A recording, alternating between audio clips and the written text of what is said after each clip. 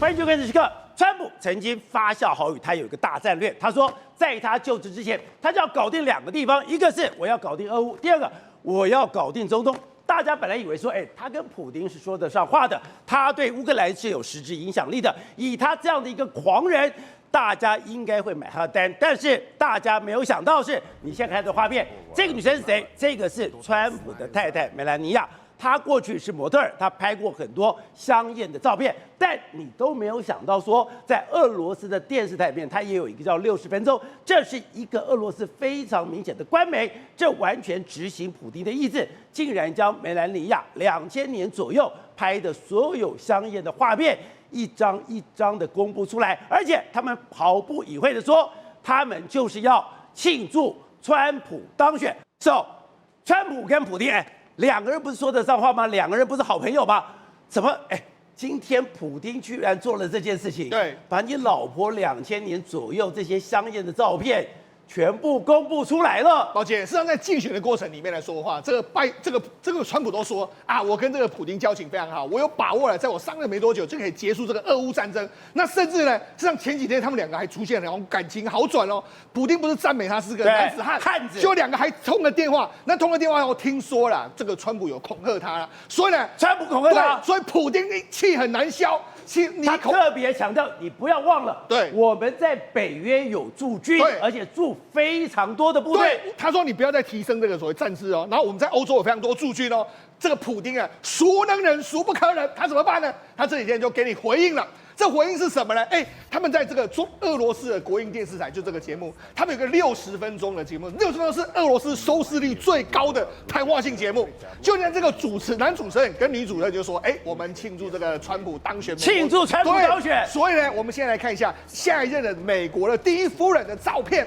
那这个第一夫人的照片是什么呢？就2000年的时候，他就说什么？他说梅兰妮亚的先生终于当选了，他也准备好了再度重返白宫。那我们来复习他2000年的容貌。这张照片是 GQ 杂志的封面，然后就把他杂志弄出来了，就这个，对，弄出来。然后他很多照片其实都有一点尺度的问题，对，但是他们有非常香艳，对，那就把它弄出来。宝姐，这未来的美国第一夫人，你这样给他在俄罗斯国营电视台60分钟的节目里面，把他的照片弄出来，给全俄罗斯人看，你就故意给川普难堪？当然是全俄罗斯人收视率最高的节目，他公布这个照片，那这还要谈吗？他就是故意这样做。然后你看这两个人，他们还在那边讲话。那这个男主人就说，未来第一夫人躺在这个皮草上面，那只穿着内衣裤，然后躺在有美国国旗的这个蓝色地毯上面。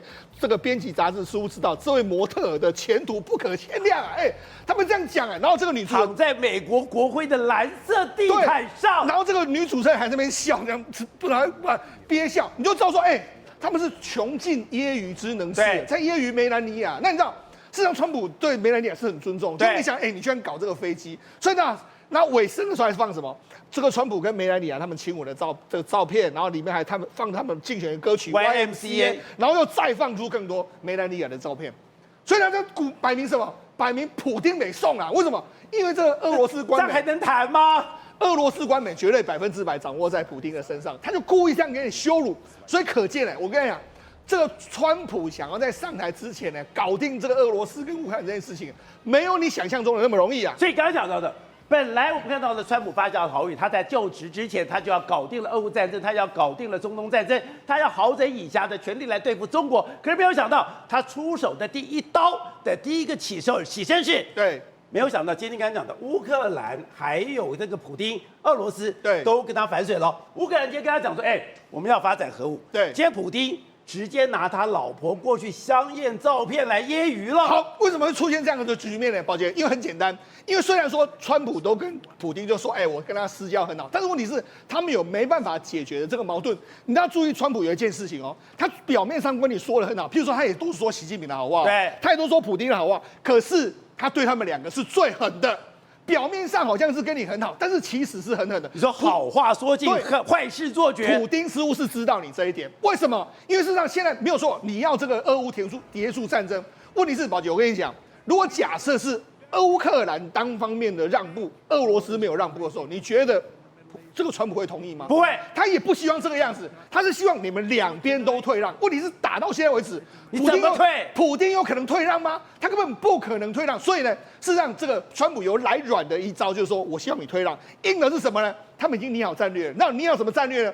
就是未来的国安顾问主张什么？瓦尔兹主张说解除乌军的捆龙锁，也就是说你把乌军的捆龙锁全部解开之后，爱怎么打就怎么打，打到莫斯科去。你看你俄罗斯要不要投降？你俄罗斯要不要谈判？他就用这样方法，就用最强烈的武器默默的支持乌克兰，然后再让他打进去，这样就可以坐上谈判桌。所以拜登对乌克兰做的限制，他全部拿掉。对，然后第二招是什么？压低石油价格，就把石油跟天然气价格往下压。对，压低之后，俄罗斯经济崩溃之后，他也要来谈。所以其实他是核战两手，他已经有要对付俄罗斯的方法，当然他有对乌克兰的方法。所以普丁很清楚，你不是来这个谈和的，对，你是来对付我的。对，好，那所以今天有个消息嘛，今天消息是什么？拜登不是马上就宣布说，他这个55亿的这个美金的东西，全部都赶快送到乌克兰。另外一个最有意思的消息，我觉得是这个消息，泰晤士报报道说，乌克兰准备要弄核弹。抱歉，为什么在这个时候要和谈的时候呢，弄出一个乌克兰核弹？对，这个我跟你讲，这一定是美国同意的嘛。为什么美国同意的？因为你要逼乌克兰、俄罗斯坐上谈判桌，这就是一招啊。那为什么？因为这个报道里面来说的话，《泰晤士报》说，这个是泽伦斯基到北约的时候去谈的嘛。对，北约时候是讲，就说，哎，如果你不让我加入北约的话，我就要弄核弹嘛。北约没有反对啊，没有人反对啊。连这个川普听到这件事，他也没有反对，那什么意思？默许你做嘛。所以也就是说，假设他真的弄出核弹来，你觉得俄罗斯要坐上谈判桌？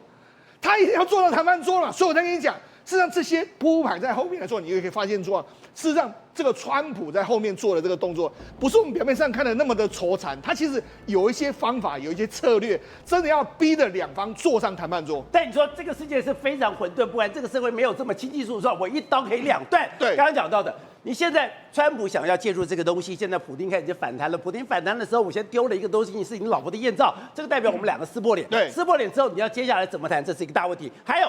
俄乌到这个现在，刚刚讲到的，拜登现在已经要求说，在他剩下70几天的任内，将这个和台币1760亿的军务赶快全部都给我送到了乌克兰，而且送到乌克兰以后，你对他所有原来的军事限制我也全部打开，让你可以放手一搏。那你今天乌克兰放手一搏，那俄罗斯呢？俄罗斯当然也放手一搏，两边现在已经在俄乌战场上面进行最后的疯狂。没错，现在俄乌双方呢都拿出最重要的武器在互轰了。而且现在是怎么样呢？现在是乌克兰打俄罗斯的领土，然后俄罗斯打乌克兰领土。现在我们看画面上，在顿内兹克这边呢，有非常多庞大的这个俄罗斯的这个装甲步兵车来到这个地方。那你看这是什么？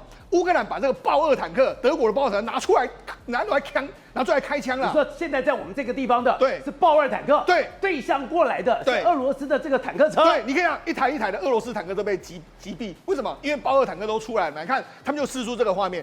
整排的俄罗斯的装甲车，还有这个坦克车，全部都被我炮击，甚至连跑了也都被我炮击。这告诉你什么？你看，我们连豹2坦克都出来了。因为我们要在前一段时间里面，因为我要珍惜这些战备，而且这是德国的一些要求，所以豹2坦克不会轻易使用，更不会把它丢到最前线去。对。结果现在在这个时刻，对，最前线的都是豹2坦克，而且豹2坦克你看非常厉害了。他10月份的时候，俄罗斯一共损失了695辆的这个车子，然后有103辆坦克被摧毁坏或是会缴获。也就是说，事实上豹2出来之后，真的俄罗斯的装甲车开始被打好玩的一个状况，都不是对手。对，那除了，所以你刚刚看到我们刚刚的画面，就是两边是把坦克大对决，两个坦克大对决，你用豹2坦克是一炮的，对，将对方整个打垮掉。对，它几台坦克车就会干掉你整个这个一整个排的一整个旅的这个坦克车。好，那除了这个之外来说的话，乌克兰也用什么？用这个非常多的无人机。你看，这不他用无人机去轰炸什么？俄罗斯最先进的 T90M 的这个坦克车。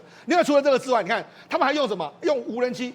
你看这马上就无人机，这就 T90，对，无人机去防，你看无人机的视角，然后就直接打过去，对，这 T90 就被干掉了，好，就完全被干掉了，而且还打你最脆弱的这个部分。好，那除了这个 T90M 被攻击之外，你看就完全失控了。那这是什么？这是乌克兰的，俄罗斯军方已经看到乌克兰的无人机，他拿出这个干扰枪啊，要干扰你啊，就没有用。他最后他们这些人最后还是完全被刮掉了。所以刚才讲到这个就是无人机的视角，无人机的视角有没有被干扰？有被干扰。你看到画面其实已经不清楚了，是，可是还是精准的面中目标。那除了这个之外，你看还有什么？他们乌克兰军方还用什么？你俄罗斯有无人机对不对？那我用什么？我用无人机丢一个网子把你拦住。因为他们用这样的方式哦，你看无人机这样过来之后呢，那最后呢，这个丢出一个网子之后，丢网子，对，然后把你拦住你的这个无人机。你知道他们双方目前为止，你看有没有把它抓住？俄罗斯的无人机就被这样，它有网子枪，把它拉住之后，它这个无人机就往下掉。你看双方是这样，然后后来无人机还抓什么？用这个类似的抓这个他们的俄罗斯的这个相关的军人，用这样来抓他们。你看无人机抓人，你看抓人，他跑，追到后面，这样一直跑，对，追到后面之后，然后当然这个人就最后还是被抓到，被干掉一个状况，他人都不放过。那甚至俄罗斯还研发一个叫做这个隐蔽斗篷，这看起来真的好像你如果躲起来的话，这可以躲起来，就完全没有讯号，它也防止什么红外线就侦测到你。这就是隐形斗篷。但是没想到呢，没办法，这个无人机看到你了，它还是这样之后把你干掉一个状况。所以那一枪把它干掉了。对，那就事实上乌克兰还拿出了什么？拿出了这个所谓用铝机的这种无人机，就火龙无人机嘛。你看这用这个铝机在下面，这烧起来温度多高？600多度600度烧起来的话，你看他就看到什么？反正他只要看到俄罗斯的军人，他就不断的开火，然后不断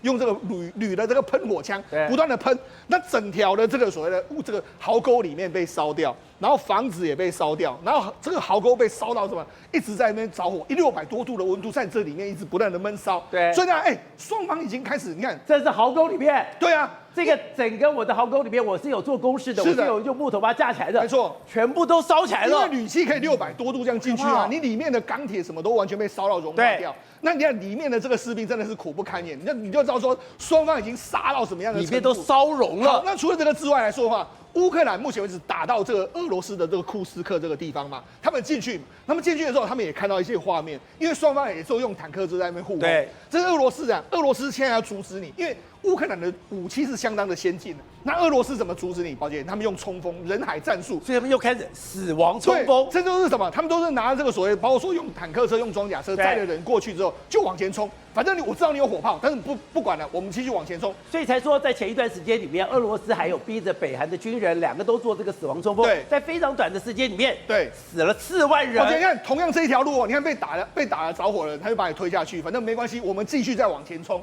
你看俄罗斯已经打到这样的程度，那你想说就只有这台车没有？后来还有很多车一直来，他们一直重复的冲锋，对，就有点像我们之前在讲那个什么，这个日俄战争不是有203高地那个，对，那个就是一直上去死啊，用人海战术这样一直不断的这样打，就是这样，你看都是同样路线。我在上面，我的同胞着火了，我不去救我的同胞，还把我的同胞推下车继续往前冲，你看，而且后来车，你看这一条路上一直有车过来，一直被炸，你看一直就这一条路一直被炸，很多车至少冲了10几台车一直过来，然后炸到最后，你看很多士兵呢就完全就是被炸就跑掉了嘛，跑掉之后你看最后的这个下场，这样整条路上都是这个坦克车的残骸，还有人尸骨的残骸，这么惨，你知道双方打到什么程度？打到怎么样？目前为止，因为双方目前为止毫无节制嘛，所以我跟他讲，无人机现在出动的数量前所未见。你看乌克兰空军说，俄罗斯向这个乌克兰呢投放这个641架的无人机，这个平均每天超过91架，是在这个川普当选之后。那呢，乌克兰也是一样。乌克兰原本呢，在10月1号到10月5号的时候，一共发了2286，更多。但是呢，他们当天在10月10号一天就来到了100多架，所以等于双方现在为止，以前平均一天64架，现在川普当选之后，已经一天来到145架，双方杀红眼。那杀红眼到什么程度呢？现在俄罗斯连这个好像粗包的无人机都拿出来飞，因为最近一段时间呢，俄罗斯的无人机飞出去之后，原本要炸这个乌克兰，就没想到居然飞到白俄罗斯，而且把白俄罗斯的东西炸掉。那甚至还有什么？俄罗斯的无人机还误炸别尔哥罗德很多地方。所以说，好的坏的无人机都拿出来了，就拿出来炸。所以你知道，事实上双方现在已经打到这个焦灼状态。因为什么？因为要登上谈判桌之前，绝对要获得最大的领土范围。好，宇轩。刚刚我们谈到，就是大家没有想到，现在川普当选了以后，他誓言说我要去做一个非常重要的大战略，就是我要去，等于说先处理了俄乌战争，俄乌战争处理完了以后，我要专心对付中国。可是没想到，现在俄乌都大反弹，而且我们刚刚讲的俄罗斯居然，普丁把梅兰妮亚的，也就是川普最不想看到的状况，把他的艳照给公布出来，代表我没有跟你谈了，没有跟你谈，那普丁到底在想什么？你说，普丁现在退无可退。普丁现在面临的状况，他根本不想战争结束，因为战争结束的画面，他不敢想象。宝莱哥，为什么普丁之所以如此气急败坏，而且呢，就连川普明明就说乌俄战争应该要赶快结束，你说这应该还是好事啊？宝莱哥，我跟你讲，因为普丁根本不知道怎么下台，他不知道这个战争如何结束，不知道怎么收拾了。因为这个战争一旦结束之后，面对到他的可能是国内全面性的崩坏，以及自己的垮台。有这么严重吗？当然，我们就举俄罗斯里面的画面，你就看到，哎呀，这乌俄战争打得如火如荼，对不对？我跟你讲，俄罗斯里面呢也在战争崩溃了。为什么？宝莱哥，这是最近在俄罗斯呢便利商店的一个画面。你看到这个穿着黑衣的男子，你知道他在干嘛吗？他在偷奶油。奶油，你很难想象，奶油1块才几十块的东西，就偷成这样。没有哦，他偷个100克的奶油，对他来讲比捡到100克的金条来高兴，所以他马上呢，奶油在超商里面拿着跑了，结果你知道发生什么状况吗？不准走！马上战斗民主的性格发挥出来了。那个是女的耶。对，为什么呢？你知道吗？因为奶油现在是非常珍惜的战备物资，比黄金还要重要。马上跟他大打出说，你不准放开你手边的奶油，不准把这个奶油带出超商。他看到他手上持的刀也没在怕的哦，直接就跟他直接打了起来，而且所有人一拥而上，就是要阻止他。因为理由很简单，宝杰哥，你知道奶油出了最大问题是什么吗？以前俄罗斯我们讲了，奶油是他们的必须的民生物资，但是过去可以进口。大量的俄罗斯的奶油都仰赖进口，但是因为以前进口可以多少4万吨，宝德哥，你知道他们现在进口只剩下多少吨？多少？4000吨。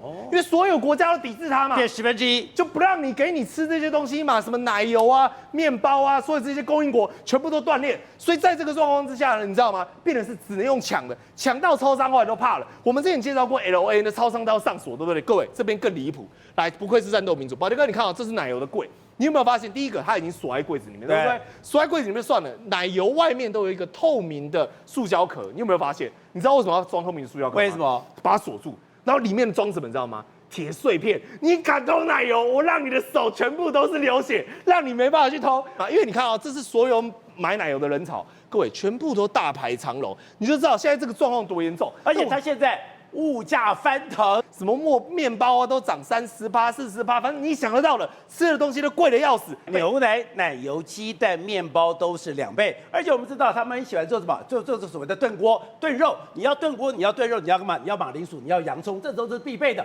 它现在的洋葱跟马铃薯都涨了70%。对，马铃薯涨70%，奶油涨3%，而且连蔬菜这种洋葱也涨2%，换言之都贵得要死。因为现在普丁不敢去面对战后的状况是。他的死亡抚恤，他的死亡人数太多了，然后那死亡抚恤的金额非常恐怖，而且刚刚讲到的，现在俄罗斯人还愿意忍受这样的东西，是因为我有死亡抚恤，我还有一个所谓的这个希望政府给我钱。如果你今天战争结束了以后，这么多的钱，你普丁从哪筹啦？宝莱哥，首先呢，你要知道，普丁光是为了打仗，已经花了大把的银弹，将近快要10兆台币，打到现在为止打了10兆了。对，我有讲白了，他整个国家 GDP 非常重，但对他害怕的不是说持续打仗，因为打仗下去呢还没什么大不了，但最可怕的是什么？是抚恤金。抚恤很可怕吗？如果战争结束之后，我就要开始发放了。来，我跟各位举一个例子好了，他们现在呢，俄罗斯为了要奖励所有的士兵呢上战场，因为我们知道俄罗斯总兵力是150万嘛，对不对？但到目前为止，你知道俄罗斯伤亡多少吗？60万人，伤加亡已经60万人，但是不好意思死的人，也就是不幸上升的人，大概10万。那宝莱哥，他们光是上升一个人，你知道给多少钱吗？抚恤金，我们讲15万美元，大概460万台币。所以你想想看，460万台币，他们有去计算过俄罗斯人年轻壮年从35岁工作到60岁，宝莱哥，你知道大概赚多少钱吗？多少钱？大概400万台币。所以换言之，他如果阵亡了。他得到的薪水，他的报酬竟然比他可能这辈子可以赚到的钱还来得更多啊！他们甚至俄罗斯现在有一个叫做死亡经济学，当然这是很不幸的悲剧。但是有些呢遗孀或者是遗寡或者是什么家人呢，他们说反而是因为这样，俄罗斯的存款它甚至是前所未有的多。宝莱哥，你知道他存款呢？所有国民的存款比前年一年度打仗之前多了多少吗？150%，全部俄罗斯人都发大财了。真的，他就直接你家有死亡的，有伤残的，都有抚恤的，这个钱是从抚恤来的。对，这证明2件事情。第一个就是俄罗斯的，我们讲伤亡真的非常多。再第2件事情就是说，伤亡之后，国家为了要让战争能够延续下去，也给的非常多。但是我们讲了，你看像俄罗斯现在一个人平均他们每个人作战的时候就可以拿多少钱，你知道吗？月薪7万。所以所有在前线，你看他们为什么那么敢冲？那不要命了，明明乌克兰无人机一直来，然后一直往前冲，然后还是坚决要往前冲，因为理由很简单，有钱可以赚。那我请问一下，俄罗斯当他财政他都已经我们讲扒了3层皮，根本就生不出钱来的状况下，这些钱他要怎么吐得出来？而且现在可以看到，俄罗斯有一点这种山穷水尽的味道，是代表什么？他现在连那个什么，竟然要跟北韩，我本来想说那北韩给的炮多厉害，没有。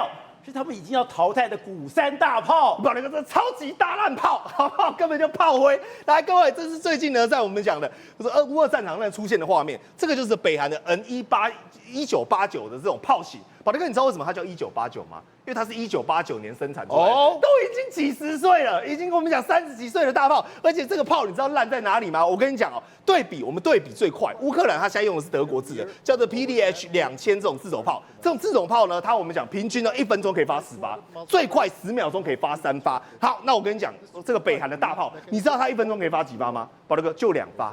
好，它只能发2发啊？不对，我说错了，是5分钟发2发。5分钟只能发2发，而且你知道最惨是什么吗？它的底盘是用这种俄国传统战车，就 T54、T62那种，所以你知道人家是1分钟发10发，你5分钟发2发。对，而且你知道吗？它最惨的是，当我要开炮的时候，对不对？宝德哥，你知道人在哪里吗？乌克兰是人躲在里面嘛，对不对？他不是，他人要站在上面，他就是探跟我狼垮，所以根本就不要从无人机，光子弹就可以把它打下来了。你就知道这东西已经非常非常烂，它只会通常不会移动。就放在边境里面呢，恫吓南韩，就是那种南北韩中界线的时候，它会放在那边吓人，而且一次放1000座。但你想想看，这种东西如果端到战场上，明明知道没什么作用，也没办法对俄军进行所谓的压制，但为什么还要摆？代表俄国真的弹尽粮绝。好，所以吴总刚刚看到的是，竟然俄罗斯的电视台，它的这个官媒收视率最高的60分钟，居然在晚上的黄金时段里面，将梅兰妮亚的艳照给公布出来，你看到都吓一跳。而且你提到说，这是普丁对川普非常强烈的挑衅。如果今天对川普这么强烈的挑衅，你还要去折冲俄乌，你还要俄乌去这个所谓的停火，还有可能吗？宝杰，这个现在这个川普到底是踢到铁板的没有了啊？因为全世界所有的重要领袖哈，每一个人都竭尽所能的去奉承川普。对。哦，现在每一个人听到川普，就第一个是很恐怖，对，第二个就是想尽办法去讨好，就像我们一样，马上5000亿的军购名单就拿出来了，就讨好川普是大家的一致的行为。对，居然俄罗斯的电视台会把美国第一夫人的20年前的这种拍的做模特的这种裸体照，对，拿出来公开在他的官媒的电视台上把它播出来。这个是表达一个极端的恶意的羞辱的态度，这个恶意跟羞辱这怪招嘛，对不对？因为这个不是因为俄国人本身的文化水平是很高的，他当然知道这个结果会变成对，一定会刺激川普的这个愤怒嘛，这必然是。但这里面有好几个效果出来了，第一个他表达一个决心了，第二个他跟习近平有一个表忠。他跟习近平看，你看我就翻脸了嘛，对不对？所以这就是俄罗斯在今天为止对川普的回应，那是不是代表结束了呢？到底是不是结束还是开始？还没毛？还是开始？我现在讲一个基本理论好了啦，战争的目的是什么？和平，是为了争取比较好的和平条件。对，所以他的目的是为了和平啊，所以这些都是普丁的战争的手法，这不同的战争嘛。他羞辱第一夫人也是战争啊，他目的是干什么？目的是谈判嘛，他要争取到比较好的和平的条件嘛。你再过来看乌克兰怎么干的？对，乌克兰在英国的《泰晤士报》放风声，他要搞核子武器，都是一样的事情啊，都在你要想想看，以美军的能力跟他的情报能力。乌克兰有没有可能做核子武器这个事情？你认为美国人没有掌握吗？他早就知道了。怎么可能让你乌克兰去乱干一通嘛？绝对不可能脱离美军的这个掌握嘛，对不对？所以这个是不可能发生的事情。那不可能发生的事情，由英国的这种第一大报《泰晤士报》公开的写出来，那什么意思？这是恐吓川普嘛？恐吓普丁，恐吓川普，大家川普要钱嘛，这个就是求欢被拒，愤而行凶嘛，这不很简单，跟你要钱。所以泽伦斯基跟普丁都在他都在耍狠，互相都在耍狠。那耍狠的目的都为了一个目的，比较好的谈判条件而已嘛。所以要回到这个问题的根本来看是什么东西呢？这个是超理性的作为。非常理性，根本没有愤怒。你认为今天川普看到他老婆的照片在俄罗斯这个电视台播出来之后，他会火大吗？他也不会吗？他会派兵去打普京？他不会嘛？这有什么关系？这个就是大家在演嘛。但是今天他告诉你一个很重要的讯息，就是说这个谈判确实在密集的进行中。哦，表面上很紧张嘛。对，那表示什么？但这个是手段啊。对，目的是什么？接触跟谈判。换言之讲，普丁也好，泽伦斯基也好，对，他们几方都在很密集的有代表在不断的在跟海湖已经在谈了，都在谈嘛，就包括我们台湾碰到的问题一样嘛。台湾也在谈了，台湾也是要，不是人家来了嘛？对。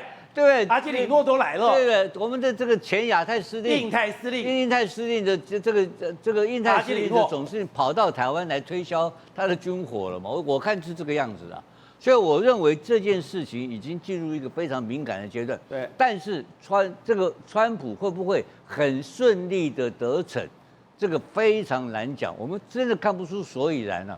但是有一个东西就是说，中国大陆是什么态度？中国大陆态度并没有在这边表现出来哦。对。但是我看了一篇报道，中国大陆在内部做一个重要的检讨。什么检讨呢？在上一次川普在用关税修理他的时候，那个就是一个逆全球化的开始。对。好，用简单讲，就反全球化的这个川普的一个经济策略嘛，对不对？结果他们当时就非常后悔。没有利用川普在反全球化的时候搞全球化，去搞全球化，所以这一次北京有准备。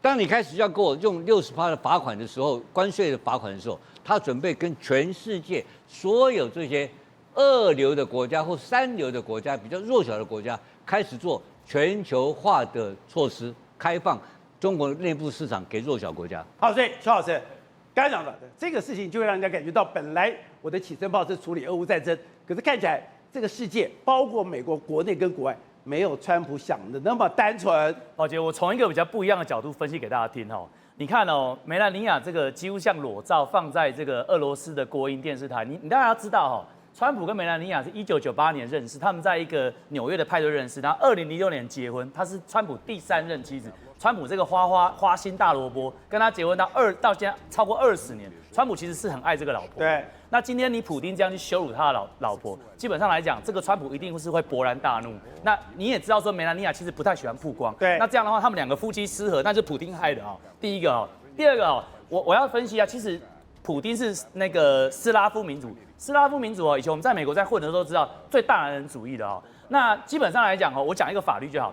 在几年前，在俄罗斯哦，如果说先生对太太家暴的话哈，只要先生是不要把对方打到住院，而且初犯，那么他就不会被关2年，他只要罚款罚5000到3万卢布，大概375英镑，或顶多关15天。所以你就知道说，其实女性，而且更好笑是，有些那个罚款还是先生跟老婆共同的账户一扣，被打的人他钱还被扣到，老婆也被扣。对，没有错。所以你就知道说，其实那个。对斯拉夫民族来讲，他们羞辱女性是非常有一套的。所以今天普丁的意思就是说，你美国总统了不起，你川普大帝很厉害，可是你不要忘了，你的女人、你的老婆是我们中东欧的人，是我普丁在管的。所以这是一种象征性极大的羞辱。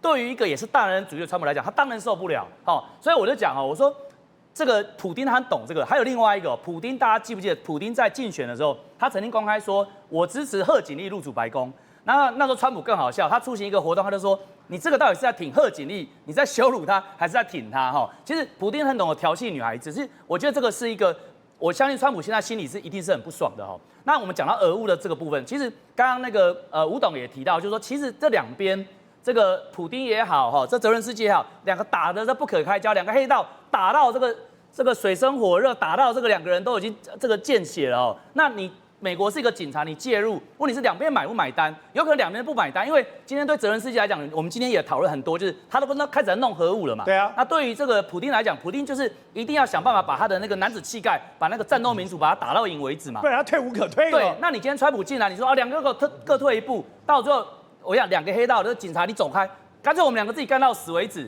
所以对川普来讲，川普可能现在就是想办法让2边得到他们要的，到时候有没有可能警察下来开始2个黑道？一个一个打，对不对？打到2个自己打，对，变成说公卿变世主，我认为是有可能的。所以我觉得现在川普的重点在于说，他没有错，他的声势很高，可是当他进到了厨房之后，他发现每一个地方都深水区，他要对付这些人，他对付的是不管是这个美国的军力之外，包括这种象征性意义的东西，其实川普都要在面子上、在理智上，他都要拿到。好，所以瑞德，另外一个就是讲的，现在中国也想在这个珠海战里面展现他的实力，还有我们一个什么退役的这个少校在那边哭得稀里哗啦说，中国真的很强。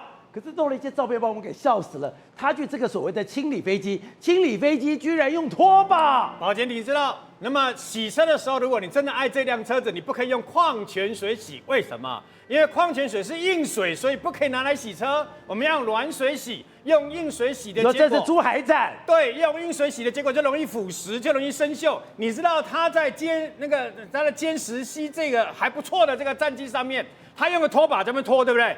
你知道他穿球鞋，用拖把拖，错了以后呢，他还倒了矿泉水在飞机的表面呢。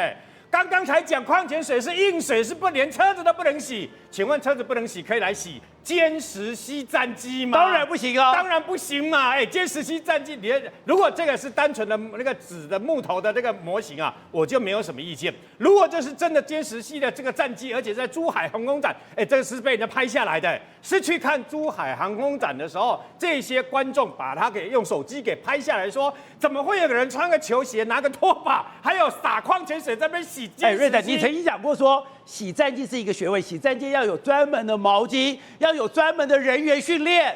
没有错，为什么这样讲？因为战斗机它容易腐蚀，所以呢，它每隔段时间就必须要去保养嘛。以美军为例好了，美军要洗 F-16，最早的时候也是用人工洗哦，但后来就引进机器人的这个什么，等于说洗机机呀，专门用在洗飞机。那洗一次哦，时间蛮长的，大概快要接近1个小时左右。这是10年前的时候，你洗飞机是这样洗的，你是要有专门的人员，你要有专门的某部，结果现在居然可以站在战机上面用拖把。你没有发现他们所有洗的人都必须要穿着相关的服装等等啊？那么因为呢，不可以让战机上面有一颗小碎石。小碎石一个不小心一刮痕，你的战机的这个表面呢就容易受伤嘛，所以必须要现在全部改用机器人，用机器人，对，没有错。用机器人，所以我问你呀，可以用拖把洗吗？一个美军是用机器人去洗，然后呢，你那个歼10C你是用人工去洗，可以这样子洗吗？这样洗出来的结果对你的战斗机当然会造成它的伤害嘛。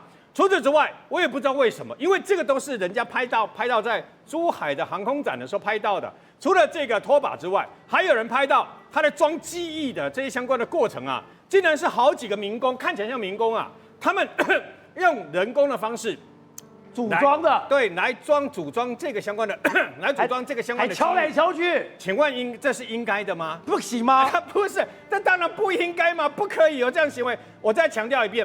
如果这个原型机只是单纯的这个模型，它是不可以飞的，不是真的飞机，它只是用来展示，那我没有什么意见。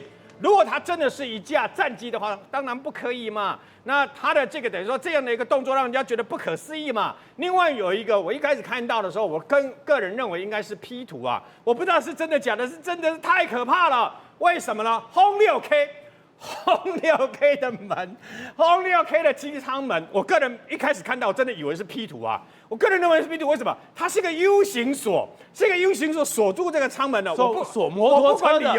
我不管理由是什么，不管是什么样的战斗机、轰炸机、运输机，都不应该出现一个 U 型锁可以锁住这个舱门嘛。那么除此之外，这次不是出了这个等于说这个歼20领军，然后歼35A 第一次亮相之外。